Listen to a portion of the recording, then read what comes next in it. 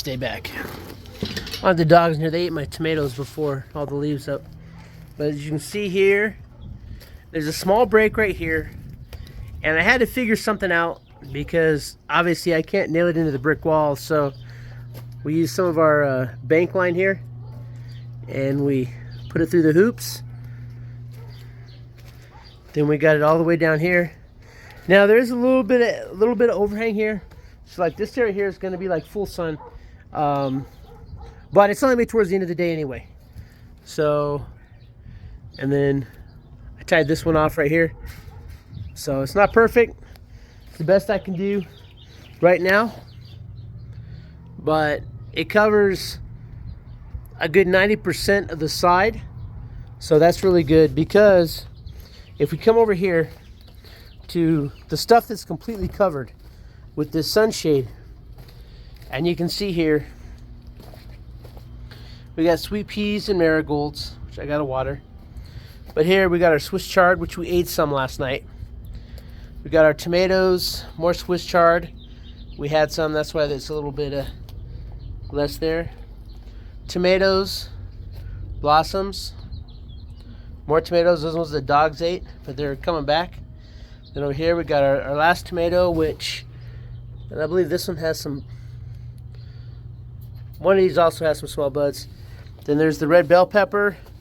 Let's say something got it.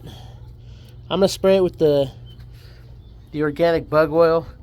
Jalapeno that's, I don't know, these things will stay like this, and then at the end of the year these things are gonna shoot up and they're gonna be like this tall. I don't understand those, but it's all right. Then over here, this is either the honey or the cantaloupe, and you see this one here is not doing well at all. So, but we do have a blossom in there. But these things just not growing very good. I don't know if it's because of the low level of dirt, but then we get over here, and this is either the cantaloupe or the honeydew. Then as you can see, we've got a lot of blossoms on here. We got one down here that looks like there might be a fruit right there. Might be a melon on that one, but some of them have also been knocked off, so probably as part of the wind, but it's not, it still has time to spread. Then of course we do have some issues with the weeds coming in, but they pull up really easily. Then they'll just rot away. Then here's the pumpkin, and this was actually the pumpkin that looked diffy, and it's really just, it's come back to life. Then the second one is sprouted over there, so got some healthy pumpkins. And then see over here, this is the side that's like, I don't know, it started out healthy, but this was like, I don't know, either too much shade or too much sun. Of course, we got that space there that none of the sunflowers sprouted, but everything is finally starting to come around. I got to thin out the Brussels sprouts because there's a lot. We got some squash there, squash there, squash there. Everything started to come in, so now we got a lot of squash over there. That's I believe that's a marigold. More squash, more squash. Then over here we got our corn, our beans. They look pretty rough at first, but we're starting to get some leaves on our beans. And there's another marigold right there. Some marigolds right there. I put some marigolds in amongst them so that hopefully it'll help keep it away.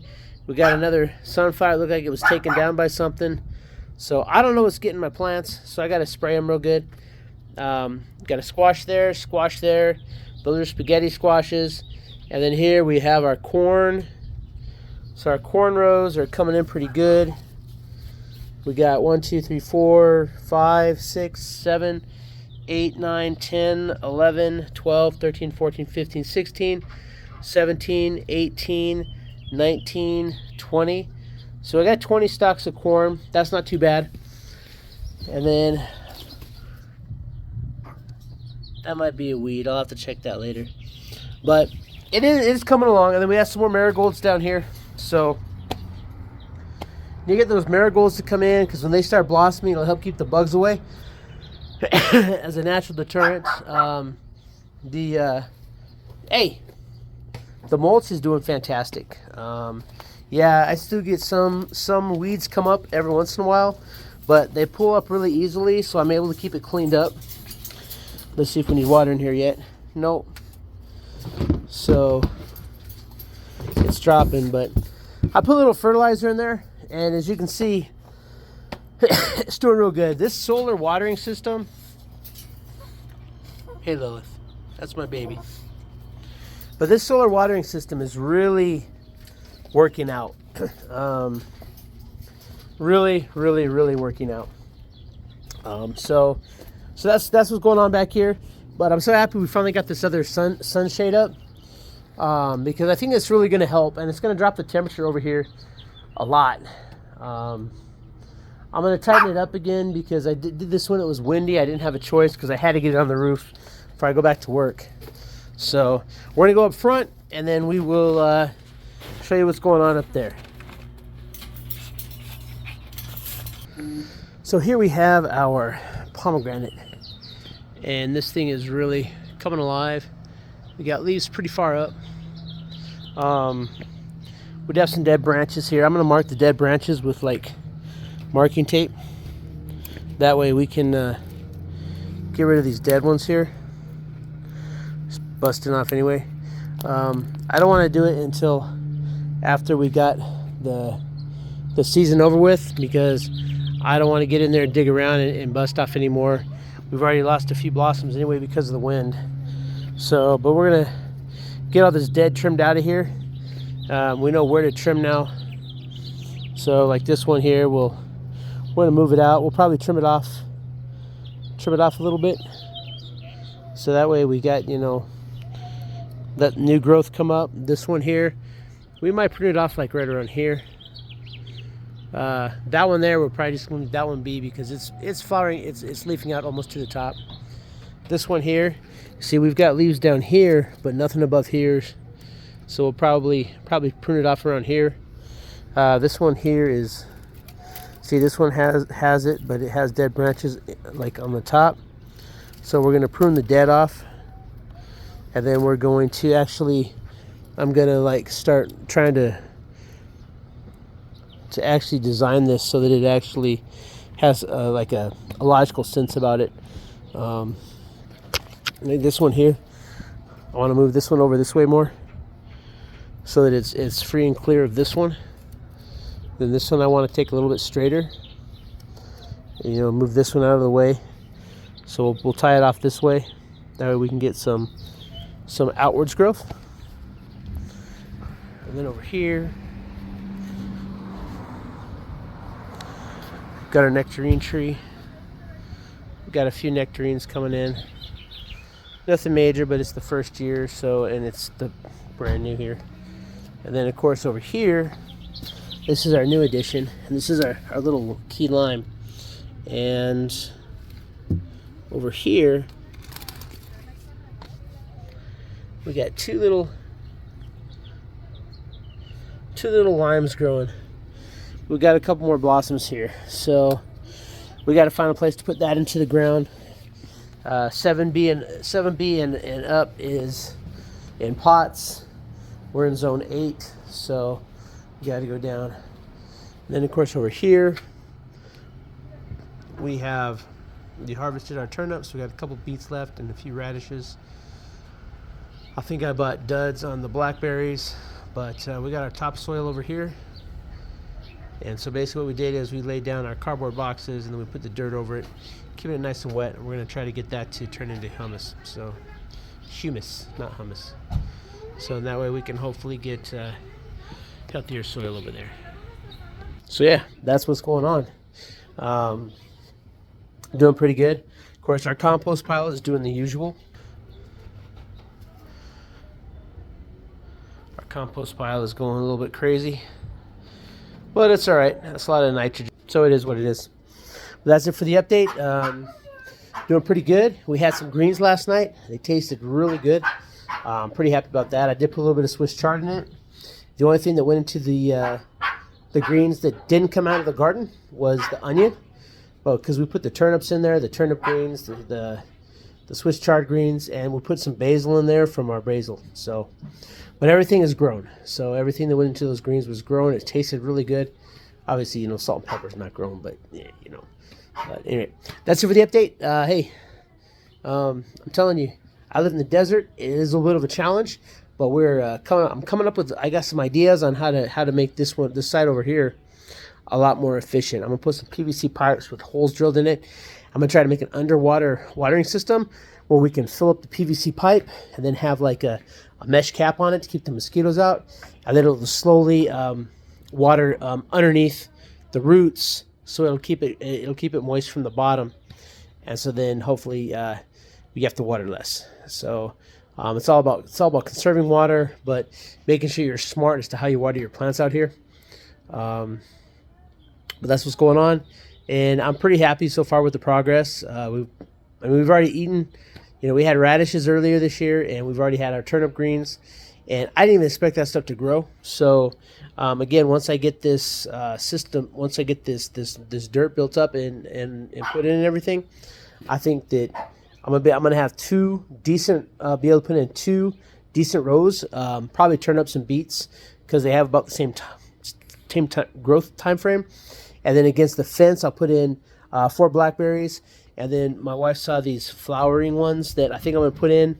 They don't do anything, but they have like these really beautiful pink flowers, and it's really going to bring in the honeybees, and it's going to bring in the pollinators.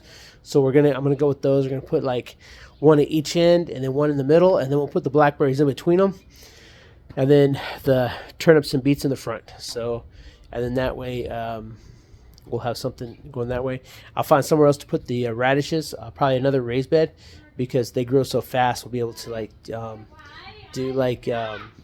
sow every 10 days, and then that way we'll have that constant radishes just constantly sprouting, and so it'll be a way to just have like a continual harvest, just like with the Swiss chard. In fact, I want to put Swiss chards in a raised bed as well, and on the buckets, because in that way I can have like a row of Swiss chard growing, and so that way, we have like the constant radishes, we have the constant Swiss chard.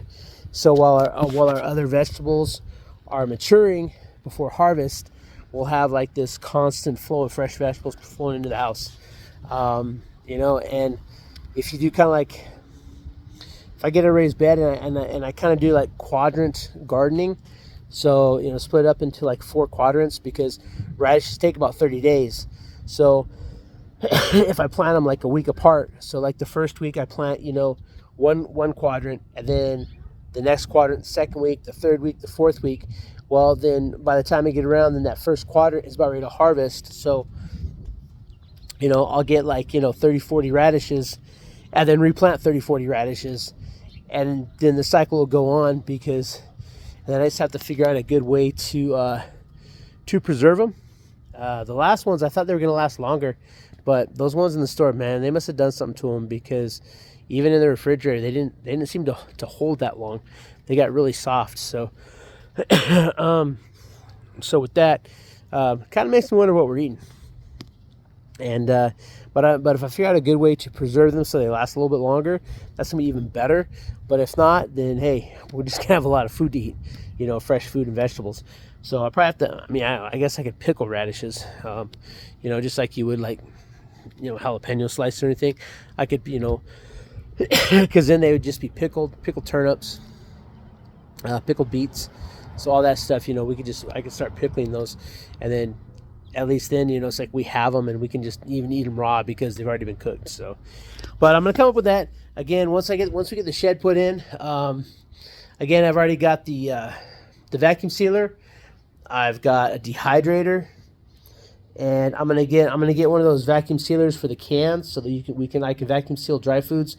So that way, when I get in things like pastas and rices and stuff that, well, mainly like pastas, like stuff that I don't want to put into a bag because the bag's crushed down, I can put them in a jar and vacuum seal them in a jar, and that way they don't get damaged. So, but yeah, other than that, things are definitely going well, and things are definitely looking up.